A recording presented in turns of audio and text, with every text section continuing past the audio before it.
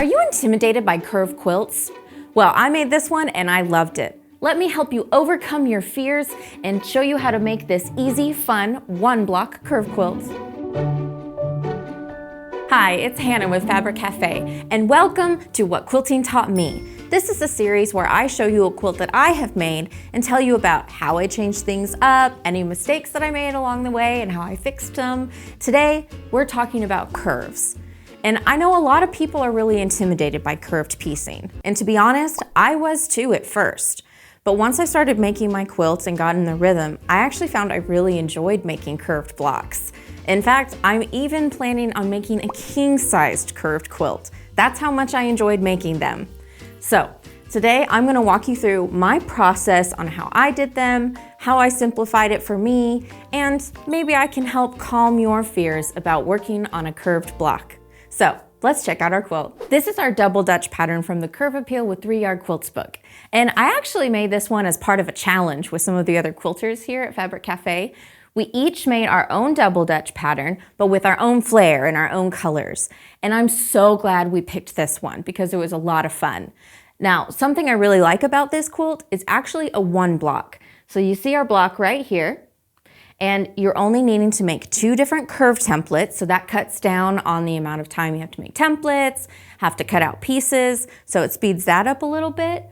Plus, you sew it together and that's your whole block, just that curve, which made me feel really productive because I sewed it together, got my curve, pressed it, and it was done.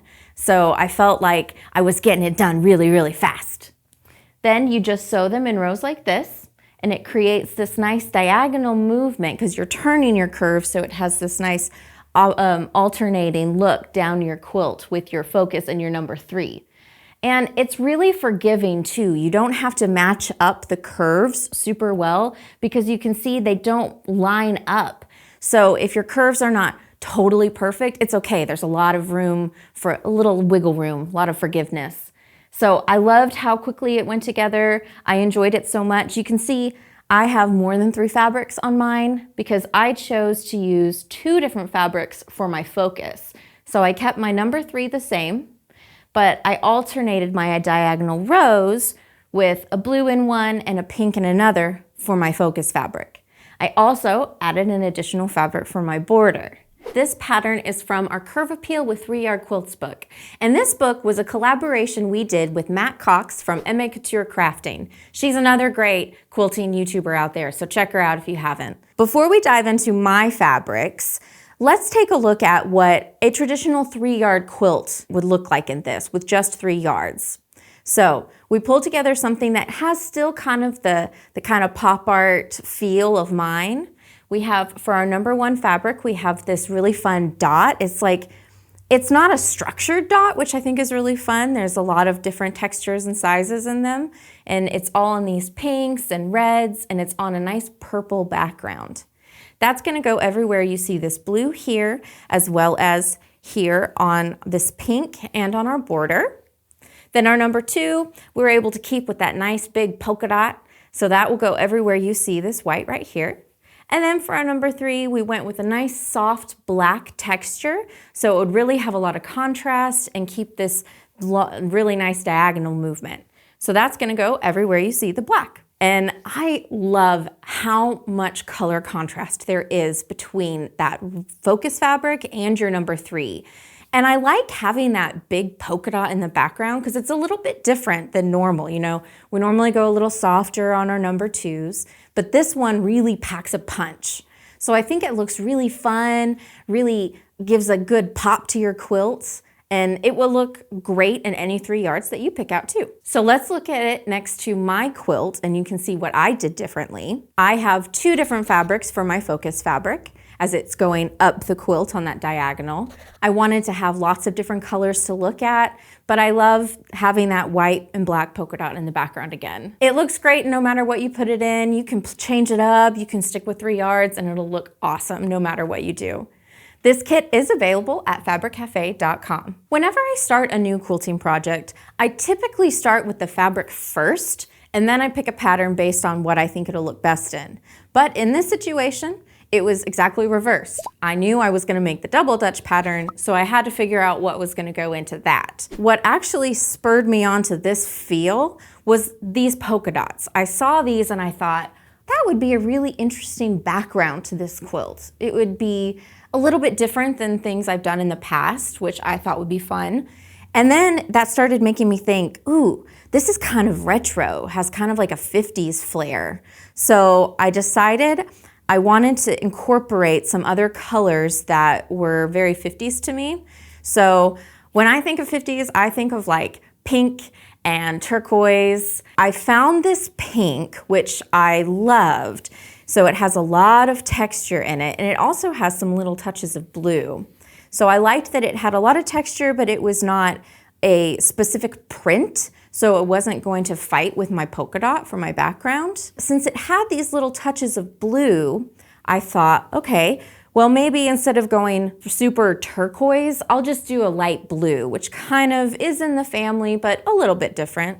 So I went with this other more textural print for my other focus fabric, and it picks up so nicely the blue in there. And it is kind of like the same texture, but in a much smaller scale than my pink focus fabric. So I thought they blended together really well and were really complementary. I used those for my diagonals, as we talked about earlier, because I wanted to alternate my rows. I wanted to have a lot of extra color in there because I'm extra, so I've got to use more than 3 fabrics. But then I decided I needed something else on the border because I couldn't decide between these two what I wanted to see more of and what I wanted on the border. So I thought, well, I'm just not going to use them on the border. I'll use something else. And I found this, which I thought was perfect because it has kind of that pop art look, and it has a 50s flair to it, and it has both light blue and turquoise and pink in it. So it picks up all of the colors that I already have, plus it's got a little white polka dot on a black background. So it kind of encompassed all of the different looks of all my fabrics in one fabric. And I thought it would be the perfect thing to finish out the quilt on the border. Then for my number 3, I wanted a nice, super contrasting color, and I thought I had to go black because it made me think a little bit of like a checkerboard floor, which is very 50s to me as well. It has that nice contrast with the black and white polka dot, and it really shows up against my blue and my pink. So this is actually all I have left from that. I don't have very much of it because I did also make a pillow with some of my scraps, and I'm gonna show that in just a little bit. It's just a very soft, simple kind of linen texture because since I had all of these other prints going on, I wanted something soft that wouldn't compete with all of the other things. I think it needed something to ground it. So that's how I picked out all my fabrics. Every time I'm making a quilt, especially when I'm using a bunch of different fabrics, I always make a quilting plan before I start because otherwise I'm gonna get confused and I'm gonna make tons of miscuts and stuff in the process. What I did is I took my pattern and I actually marked on it to keep it straight. I marked little lines between each row, and then I wrote P for which focus squares I wanted to be my pink, and then I wrote B on the focus squares I wanted to be my blue. And then I would go to my list of fabric cutting instructions and I would write how many I needed of each. So I counted down and saw how many pink I needed of those curves, and then I wrote down how many I needed next to my cutting instructions. Same thing for blue. For my border, next to border 2, I just wrote birds, because I knew I was going to cut my birds. The rest of the cutting instructions were actually very straightforward because I used my fabric 2 in all of the normal places for this pattern, didn't change that up, and I used my fabric 3 in all of the same places for the pattern too. So it kept it really simple and easy to follow. So the first thing we need to do is we need to make our pattern templates. Now I'm going to use freezer paper. You can just get it at your local grocery store. And the reason I'm doing that is because your freezer paper has 2 sides. It has a paper side, which you can draw on, and a tacky side. This side, if you press it down onto your fabric, it will adhere to it, but it will not leave any residue. And that makes it really helpful when we're ready to cut out our fabric into those curves. So we'll look at that in just a second. But first, let's talk about making these templates. You're going to first find out what templates you need, and then all of them are in the book, easy for you.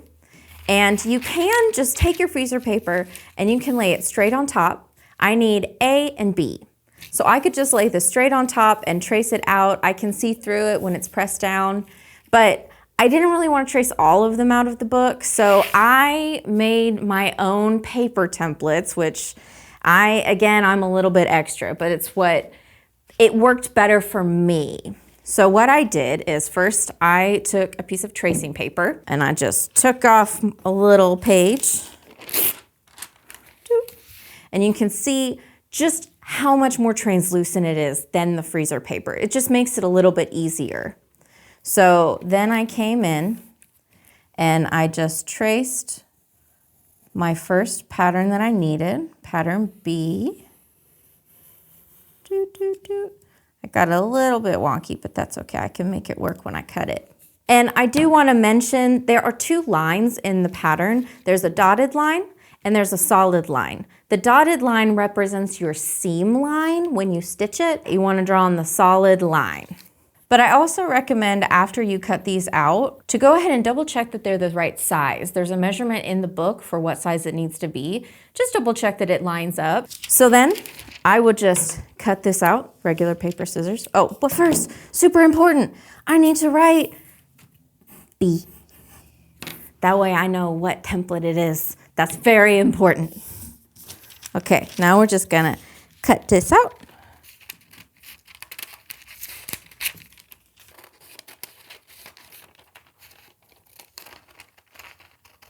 Ta-da! I have my tracing paper. Next, what I did is I took a piece of cardstock. I had black cardstock, so that's just what I used. And I just glued this down and then cut that out, and I ended up with this. And the reason I did this, I did one for each, is I didn't want to have to use my freezer paper and, you know, draw one here and then have to turn it and draw another one. It just felt cumbersome to me. And that's total personal preference. You do not have to do it this way. I know it's an extra step, so you don't have to do it, but I found that it made it easier for me because I was able to lay my freezer paper out, take my curve block, just hold it down, and I was able to trace right around it, which I found easier. Make a long strip like that, just moving and rotating my templates around to end up with this, with all of my nice B templates done. If you end up enjoying curves a lot like I do, I can reuse these. These are the same measurements, so if I pick a different pattern in the book that calls for a B template or an A template, I already have these done. So I don't have to make them again, and it will just speed up my process later. So here's one with the B templates. And then I made exactly the same method with my A templates, and you can see them all right there. I made 4 because I wanted to cut out 4 at a time, which I'll get into in a minute. And those 4 lasted me the entire quilt because they are reusable. So after you cut those out, you're gonna end up with your A and B templates all ready to go to cut out your fabric. All right, next step is to cut our curves out of our fabric. Now, in the pattern, you're first gonna cut nice long strips of fabric that you'll cut your curves out of. And when you're cutting your curves, there is a diagram in the back of the book that shows you how to lay out all of your templates to get the most out of your fabric. So follow that when you're laying out your templates to make sure that you are using as much fabric as possible. So we're gonna take our first fabric strip, and I'm just gonna lay it on my little pressing mat. Now, this is the strip for my pattern Bs. So what I'm gonna do is I have my 4, I'm gonna look at my book and see how I need to lay them before I do any pressing. You're gonna lay one like this. Then you're gonna turn one and lay it like this with a little bit of space between it so that you can cut between it. Then you're gonna come back and you're gonna match the long side and have a little bit of space between it for cutting, and rotate the next one so there's a little space between it. Making sure that my tacky side is down. That's important. Make sure your tacky side is the one down on the fabric, not the paper side. And I'm just gonna come in and I'm going to press each one down. And you can see on the ones I've already done that they are sticking. And so now these are stuck down onto the paper so I can move it, but they stay put, which means it's gonna stay put while I cut out my curve. So you're not trying to wrestle with a template that's moving around, and it makes it a lot more stable. Now I'm gonna show you what I did to cut out my curves, and I am going to preface it with this. I don't advise it, okay? I took some risks. There's a high likelihood that you can miscut your fabric and it looks bad when you do it. But it made my cutting go really fast and it was successful each time I tried it, so my success rate was good. Normally, it would be easy peasy to cut out 2 of these at a time. So you see our fabric is folded over, so you can keep it like this, all nice and lined up, and cut out 2 templates at a time. I wanted to speed it up even more because I'm an impatient person. So what I did is I took another strip and I laid this right on top, making sure that both of them were matching, even, laid out like this. And then I was able to cut 4 at a time. If you're gonna do this method, you do need to make sure that you're gonna get enough templates out of it, because I got a little, excited, but it worked out for me. When I cut it out, I would suggest cutting them out kind of 2 at a time. This is what I would do. So I have these 2 right here, and I'm gonna line up a little ruler on that straight edge so I can separate those. And then I'll do those in a second. And then I'm gonna go ahead and turn it, and I'm gonna get that other straight edge. And then I'm gonna leave the ruler aside for a second, and I'm just gonna come in and I'm going to cut on my curve. If you feel more comfortable using fabric scissors, you totally can. But I found that if I just went slow, I applied a little bit of pressure to the template section, and then I have 1, 2, 3, peel our freezer paper off, 4 templates with very few cuts. So I really enjoyed that it made it go really quickly. And I would go through and I would cut all of them like that. And then this, I'm just gonna show you on this strip that it is reusable. I'm gonna move this out of the way. This one has been used. I can put it down and press it again, and it sticks again. So these are reusable. It leaves no residue. You can see the fabric is totally clean. I only needed 4 of them, 4 of each. And I think they still were sticky even after the end. So it didn't take that much to make all of my templates. I do want to show you something special with your template A's, because using my method, I did have to do something a little bit different. And we're going to lay them out. And we're going to press our templates down. So you can see we alternated them so that these curved pieces go into each other. Now, what I had to do a little bit differently, we're going to say that I cut all my strips like we had done it. I needed 2 more than what my strips gave me doing my method. I just opened up the edge of my strip that I had left over, and you're able to put it on just like so. And so I was able to get 2 more. I could have gotten even more than 2 more, but I didn't need that many. And there you go. I'll go ahead and cut one out so that you can see the process of cutting this one, but it's really, really similar to what we did for the first one. Actually, maybe even a little easier, because we have more straight edges on this one. So we've got a nice straight edge here. Just gonna line it up. And then I put it on a little bit crooked on my fabric, but it's okay because the template will make it still come out correctly. So I'm just gonna trim up all of the edges. Everywhere there's a straight edge, just moving it around. Getting a nice, clean cut. Boop. Boop. And then we just follow our curve again. And you can do it whatever way is best, also depending on if you're right-handed or left-handed. This is the easiest way I found to make it where it was going away from me. Ta-da! There you go. And then you just remove your freezer paper. And so sometimes that's difficult. And there you have your template.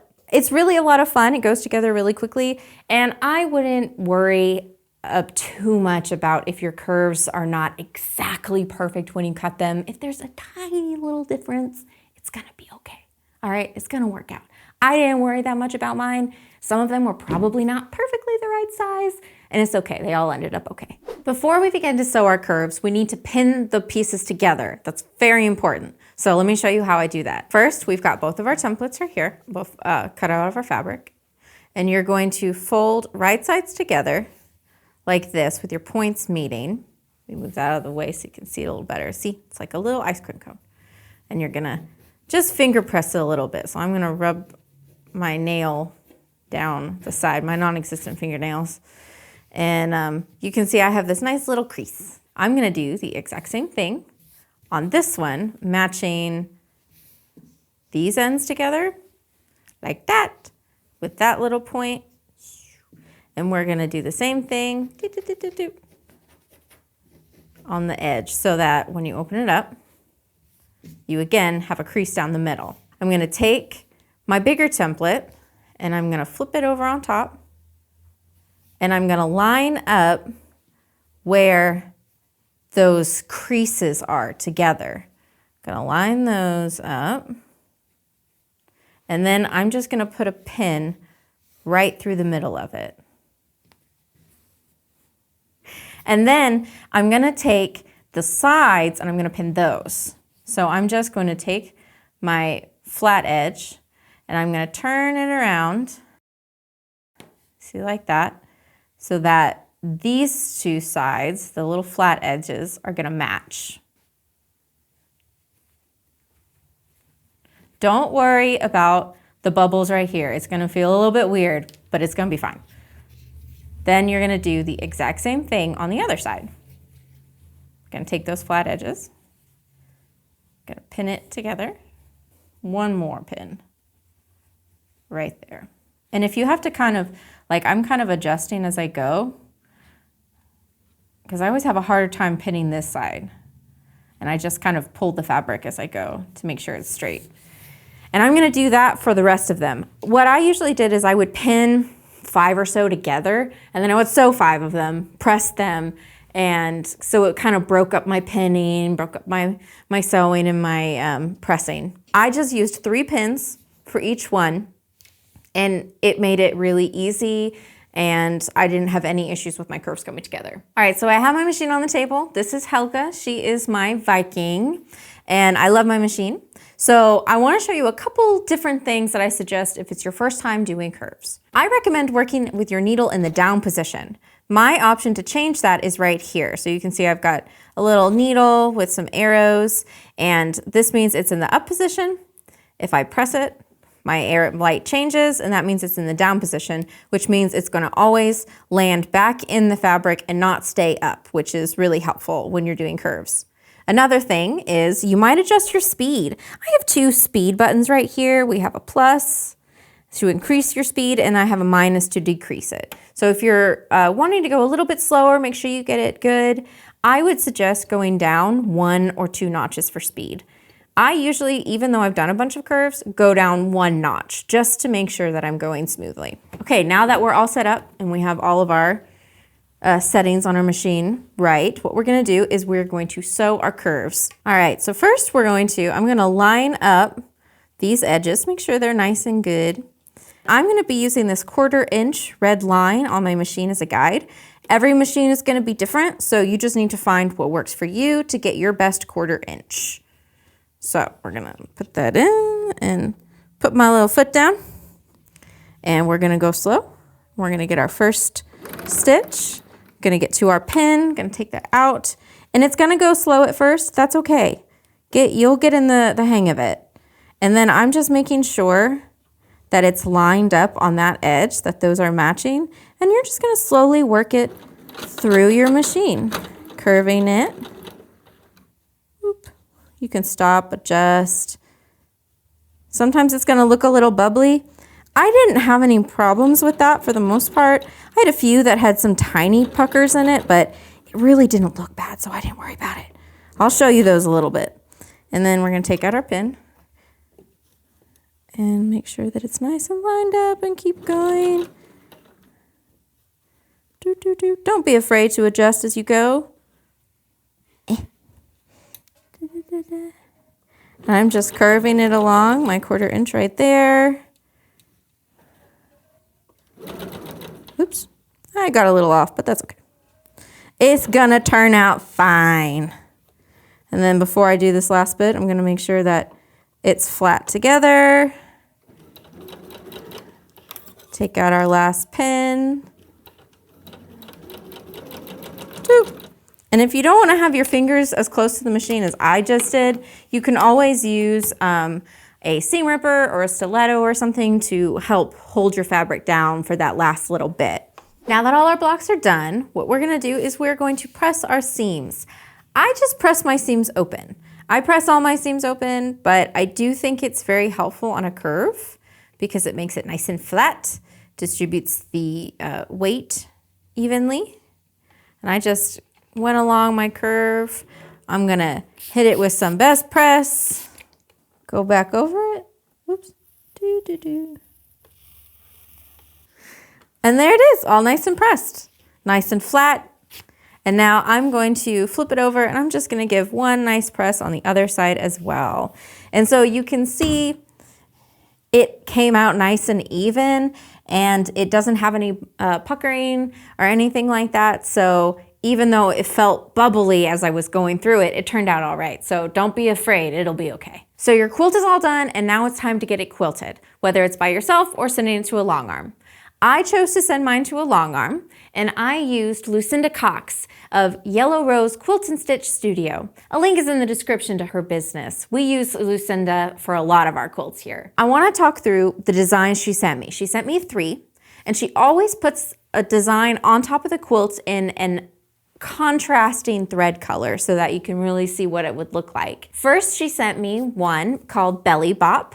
And it's got this fun swirl curve going on, which I thought was really nice. It picked up the aesthetic in the quilts. Then she sent me one called Diagonal Plaid Curve, similar to the first one, but it was a little bit more geometric, like angular, which I really liked. I thought that was fun. And then lastly, she sent me one Rainbow Swirl Clamshell. And this one has a lot of curves, almost looks kind of Art Deco to me. It has this nice swirly texture. What I ultimately wanted to do was that second one that she sent with that diagonal geometric, because I thought that was fun. It was a little bit curvy. It encapsulated all of my curves, but it also contrasted with it. And I thought it needed that kind of angular.